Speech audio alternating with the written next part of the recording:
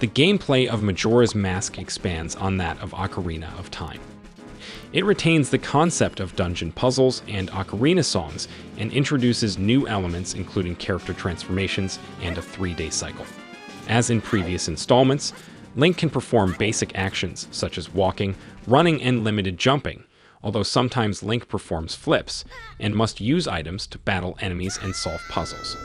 Link's main weapon is a sword, and other weapons and items are available. Link can block or reflect attacks with a shield, stun enemies by throwing Deku Nuts, attack from a distance with a bow and arrow, and use bombs to destroy obstacles and damage enemies. He can also latch onto objects or paralyze enemies with the hookshot.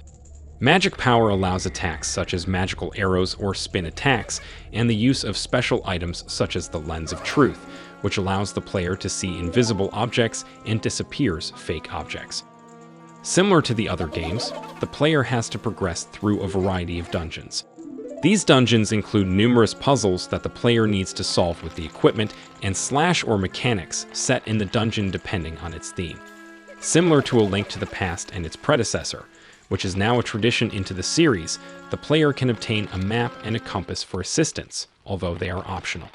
The player also has to find a key to unlock the boss room.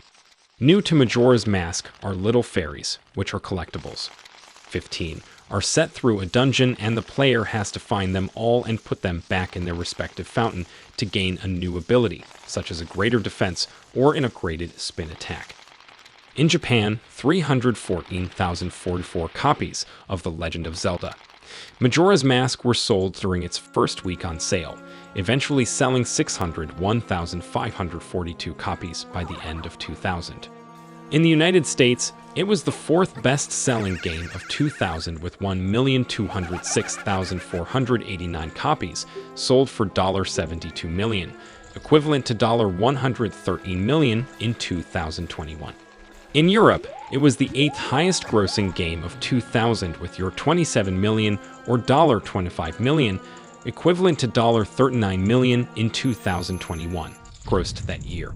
Ultimately, 3.36 million copies were sold worldwide for the Nintendo 64.